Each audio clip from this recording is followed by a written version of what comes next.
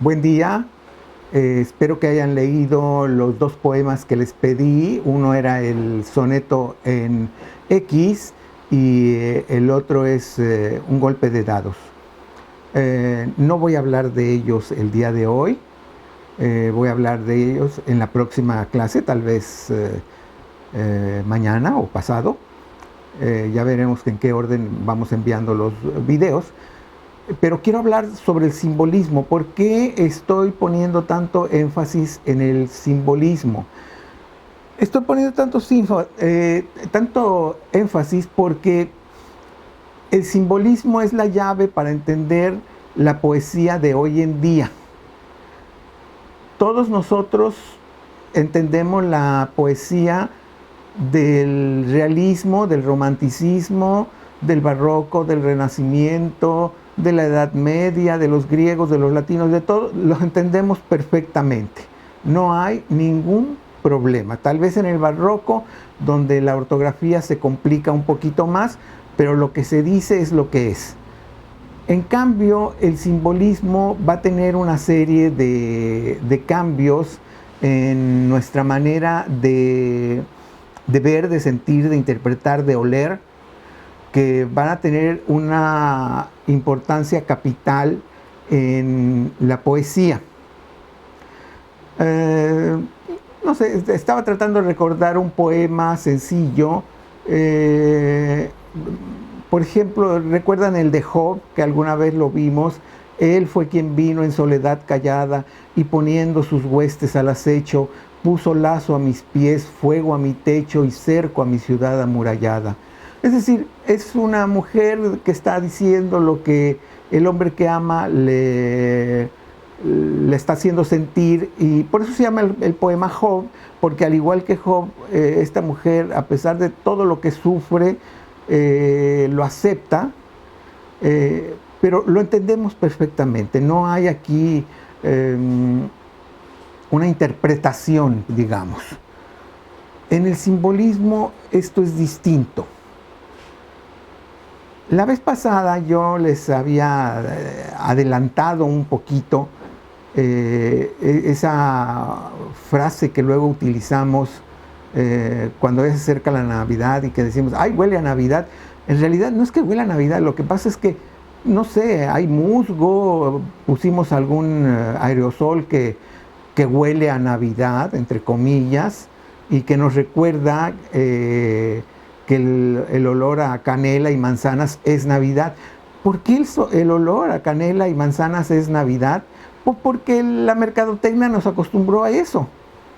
Estamos acostumbrados que ese olor necesariamente va a ser la Navidad. Bien, pero ese es una sola vertiente de la poesía simbolista. La poesía simbolista, si mal no recuerdan y lo tienen en su manual, y les pido que por ahí le echen una nueva lectura, ese poema que se llama Correspondencias, que es de Baudelaire, Baudelaire, y se llama Correspondencias. En ese soneto, el poeta nos dice lo que va a ser el simbolismo. Curiosamente, Baudelaire no escribió tanto simbolismo, pero sí sentó las bases para lo que iba a ser el simbolismo. Este poema que les digo yo, que se llama Correspondencias, es un soneto, habla donde dice, es que hay nuevas sensaciones, hay nuevas formas de ver lo que nos rodea. Ya no es nada más lo que yo digo, sino que los colores significan algo, los olores significan algo, el sonido significa algo. Y todos estos significados, fíjense lo que son las cosas. ¿Recuerdan ustedes que estudiamos significado y significante? Bueno, y me acuerdo yo bien que les dije, todo esto lo vamos a tirar a la basura según nos vamos a ir acercando a las vanguardias.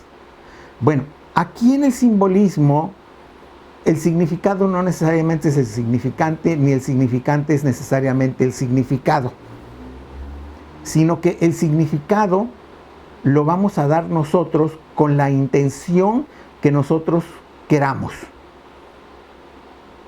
¿Me explico? Amo a mi madre. Bueno, pues entiendes que siento cariño por mi mamá y demás. Esta cosa que me trajiste vale una madre. ¿Qué pasó? Es la misma palabra. Es la misma palabra. Y sin embargo, el valor de la palabra es distinta. Ya estamos entrando un poquito más a lo que se trata el simbolismo. Los poetas del simbolismo también hacen un gran descubrimiento, sobre todo Mallarmé, que es del que vamos a leer dos poemas, el poema en X y el de el coup de dés o el golpe de dados. Descubren que el espacio en blanco tiene un enorme peso en la poesía que escribimos. Si ustedes recuerdan, por ejemplo, en el soneto que acabo de mencionar, él fue quien vino en soledad callada, poniendo su hueso a la etcétera, etcétera, etcétera. Al terminar la estrofa, hay un espacio en blanco para seguir con el siguiente cuarteto. Ese espacio en blanco normalmente lo usaban los poetas, una para descansar, otra para dar a entender a sus lectores que venía un cambio, como efectivamente es el cambio de los sonetos. Y los simbolistas encuentran que la nada puede tener un significado enorme. Y les hablo de la nada porque en estos dos poemas que les pedí que leyeran, tanto en el soneto en X como en el coup de dés o el golpe de dados, la nada tiene una enorme importancia. Ellos mezclan, los simbolistas, mezclan la nada con el sonido, con el color, con el olor. Pueden hablar de... y aquí permítanme hacer un pequeño paréntesis. Los japoneses en sus haikus, recuerdan que hemos visto por ahí algunos haikus, nunca mencionan, por ejemplo, que es verano, otoño, primavera, invierno. Jamás mencionan eso. Si quieren decir invierno, irán a poner nieve, o si quieren poner otoño, pondrán que una hoja se cayó. Si quieren mencionar que es la primavera, tal vez van a mencionar a la sandía, porque es una fruta de esa temporada. Pero jamás van a decir, es primavera. No lo van a decir. No, me estoy comiendo una sandía. Tú ya inmediatamente sabes que estás en esa temporada que es la primavera. Espero que me estén siguiendo y se estén dando cuenta de cuántas formas hay de indicar cosas que no tienen que ser tal cual son. Ya no tenemos que decir que Juan corre por la calle, sino ver cómo podemos decir que Juan corre por la calle sin mencionar que Juan está ahí, que la calle está ahí y que corre. Este es un ejercicio que creo que resulta interesante por lo que vamos a ver. Por ejemplo, ¿cómo podríamos poner a Juan en ese verso que acabo de decir sin decir que es Juan? Pero quiero que sepan que es Juan. Bueno, ¿qué características tiene Juan? Bueno, la primera, pues es un varón, es un hombre, es un ente. ¿Pero qué más? Tal vez es el tendero del barrio, tal vez es un militar, tal vez es un famoso futbolista. Todo esto ya nos puede dar algunas características del personaje. Vamos a decir que es un militar y vamos a poner sargento en vez de Juan. ¿Qué hace Juan? Juan corre. ¿Cómo vamos a poner corre sin decir corre? Bueno, podemos decir, el sargento miraba pasar las casas con una enorme velocidad. Podría andar en un carro, podría andar corriendo, lo que sea, pero nos está indicando que ahí hay un movimiento.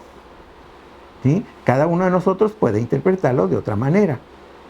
Ya tenemos, por lo tanto, que Juan veía pasar, no, el sargento veía pasar los edificios con una enorme velocidad. No los puede ver si no está corriendo, caminando no puede ser, tiene que ser que esté corriendo. ¿Y por dónde está corriendo? ¿O por dónde está viendo pasar los edificios a velocidad?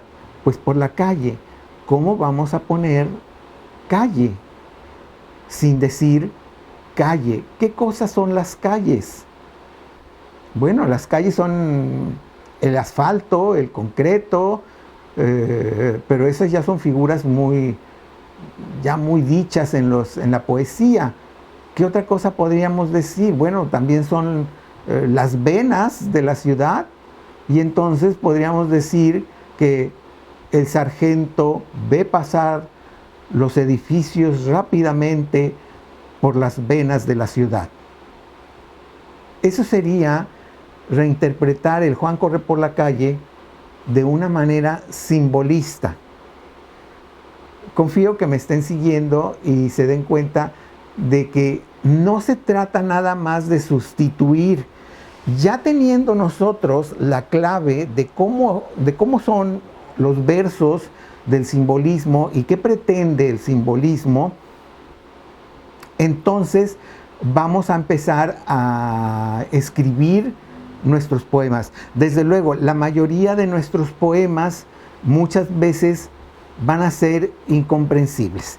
Tengo que confesar que el movimiento del simbolismo, que fue alrededor de 1880 y duró ahí como unas 2 décadas, del 1880 a 1899, duró poquito porque realmente nadie escribía de esa manera, porque resultaban muy difíciles. El mayor poeta simbolista sin duda es Mallarmé, Stéphane Mallarmé, aunque hay allí algunos otros que también son extraordinarios, como Paul Valéry o Arthur Rimbaud, del cual tenemos ahí un poema, a ver si me animo a ponérselos. Todavía no lo sé, porque necesitaría más estar ahí en presencia con ustedes, o tal vez en una de las videoconferencias podamos leerlo y juntos a ver si lo entendemos mejor. Pero ese también es un poema simbolista que utiliza estos métodos de escribir. Quiero que quede claro que no se trata nada más de sustituir, ¿sí? Voy a sustituir Juan por gorila, y voy a sustituir correr por bailar, y voy a sustituir calle por estadio. No, eso no es así, sino que tenemos que derivar nuestras palabras. ¿Qué significa derivar nuestras palabras? Pues significa llevarlas a su origen, o a su futuro, o hacia los lados. Me explico. Tomate. Todos conocemos lo que es el tomate. Lo usamos en la casa, hacen salsas, hacen jugos, etcétera, etcétera. Si yo quisiera derivar la palabra tomate, podría derivarla desde planta, semilla, tierra, hacia atrás. Es decir, desde que empieza a crecer en una planta y nace el tomate. O, si lo pongo a futuro, aplastado como un jugo, o condimentado como una salsa. Y todas estas derivaciones son las que nos van a servir como nuevo vocabulario para interpretar lo que queremos decir. no sé si ha quedado claro lo que he dicho. A mí me parece que es muy claro, pero claro, es mañoso de mi parte porque yo ya tengo 71 años y desde siempre me gustó la poesía hermética. La poesía hermética es aquella que no es muy fácil de interpretar, pero cuando ustedes ya la empiezan a interpretar, verán que se abre todo un universo, y un universo donde no todo el mundo puede entrar. Vas a entrar tú, que entiendes la hermenéutica, y tal vez otros 3 o 4. Todos los otros no van a entrar. No me importa si es el Papa o si es la Reina Isabel. Si no tienen el código, no van a entrar. Bueno, déjenme ya cerrar esta plática diciéndoles lo siguiente. Vamos a hacer unos poemas simbolistas. No se me asusten, todavía no los voy a hacer. Voy a darles el tema. Ustedes lo van a trabajar en su casa. Voy a volver a hablar un poquito de lo que ya hablé. Yo sé que es difícil ahorita que les estoy diciendo que si creen que casa es casa, pues en la poesía simbolista casa puede ser un tomate y cosas por el estilo. Bueno, vamos a ver cómo vamos a llegar a eso, ¿no? Tampoco es una cosa arbitraria de que, se me antoja hacerlo de esta manera. No, no es así. Tiene su mecánica. Tiene su mecánica. Y les decía yo que duró muy poquito este movimiento porque realmente la gente, la mayoría de las personas, no accedían a la comprensión de lo que decía el poema. Ahora les quiero recordar una cosa. Si hay poemas que son musicales dentro de toda la poesía, son los poemas simbolistas. Alguno de ustedes se ha de estar preguntando, bueno, y entonces, si ya se dejó de usar, ¿para qué nos está dando esto? Porque de aquí partieron todas las poesías, y digo las poesías porque no es una sola, sino las poesías del mundo para alimentarse y escribir. Por eso luego leemos poemas de hoy en día que nos parecen difíciles de interpretar. Claro, todavía no tienen todo el código. Apenas les estoy dando el código de lo que es el simbolismo. Todavía tengo que darles el código de lo que es el cubismo y el dadaísmo, que lo vamos a ver un poquito más adelante. Y también vamos a ver un movimiento muy importante que es el modernismo, que nace casi paralelo al simbolismo y se nutre con las lecciones del simbolismo y además agrega algo del simbolismo. Pero el modernismo, que es un movimiento netamente latinoamericano, su gran creador es Rubén Darío, el nicaragüense. Es el primer escritor de esta nueva técnica que se llama modernista. Ustedes tienen ya la definición, por favor apréndansela. Es bueno saber, no estar en la sala de la casa y que un día alguien diga, sí, es que es un poema modernista, y tú te quedas como si nada. La mayoría de las personas piensan que el modernismo es una lámpara muy audaz o algo. No. El modernismo, ahí con la definición que les di, nos habla de que trata sobre todo de una renovación del lenguaje. Pero recuerden que ya habíamos hablado de la renovación del lenguaje en el simbolismo, donde el lenguaje propiamente es sustituido por otro lenguaje.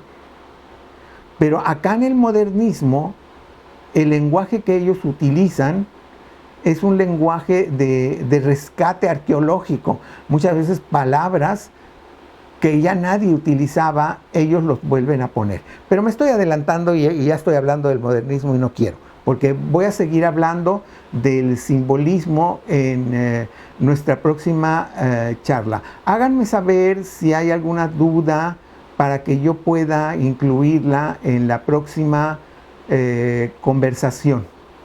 Espero que esto por lo menos ya empiece a dilucidar por qué ciertos poemas nos resultan luego difíciles. Y nos vemos en la próxima plática.